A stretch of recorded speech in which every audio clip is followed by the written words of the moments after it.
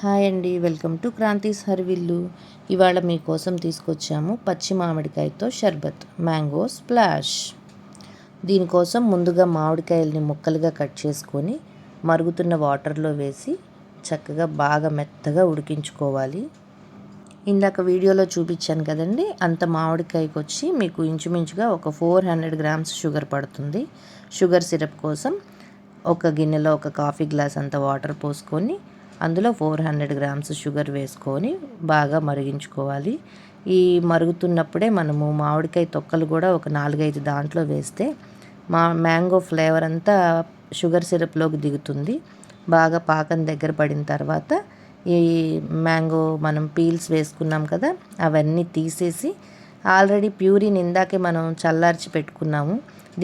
ఈ ప్యూరీని బాగా మెత్తగా చేసేయకూడదు. కొంచెం అక్కడక్కడ మనకి పల్ప్ తగులుతూ ఉంటేనే మనం ఇది స్ప్లాష్ తాగుతూ ఉన్నప్పుడు మంచి ఫీల్ వస్తుందండి. షుగర్ సిరప్ తయారైంది.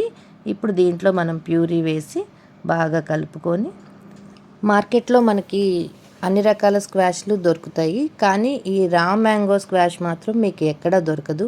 ఒక్కసారి నేను చెప్పిన కొలతలతో ఇట్లా ట్రై చేసుకొని చూడండి. మీకు మీ వాడ నుంచి చాలా బెస్ట్ కాంప్లిమెంట్స్ వస్తాయండి.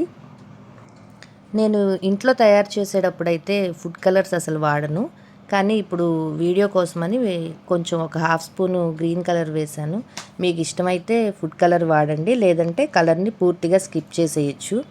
అట్లాగే దీన్ని పంచదారతో కాకుండా మీరు బెల్లంతో కూడా ట్రై చేయొచ్చండి, బాగుంటుంది. షుగర్ వాడటం ఇష్టం లేని వాళ్ళు ఆర్గానిక్ బెల్లంతో కానీ పటిక బెల్లం పౌడర్తో కానీ ట్రై చేయండి, బాగుంటుంది. అంతా అయిపోయిన తర్వాత ఒక 1/2 స్పూన్ నిమ్మరసం కూడా పిండితే ఇది మంచి ప్రిజర్వేటివ్లా పనిచేసి మనకి షర్బత్ నిల్వ ఉండటానికి పనికొస్తుంది.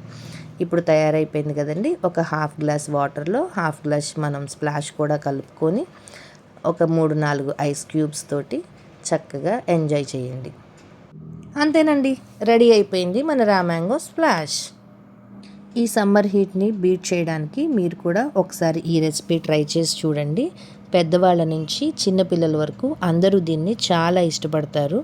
దీన్ని స్టోర్ చేసుకోవడానికి ఒక గ్లాస్ బాటిల్లో మీరు స్టోర్ చేసుకొని ఫ్రిడ్జ్లో పెట్టుకున్నట్టయితే 1 మంత్ వరకు కూడా ఇది మనకి నిల్వ ఉంటుందండి. మీరు ఎప్పుడు కావాలంటే అప్పుడు తయారు చేసుకొని తాగొచ్చు. రెసిపీ డీటెయిల్స్ కోసం డిస్క్రిప్షన్లో చెక్ చేయండి. నచ్చిందా? అయితే మన వీడియోని లైక్, షేర్, సబ్స్క్రైబ్ చేయండి.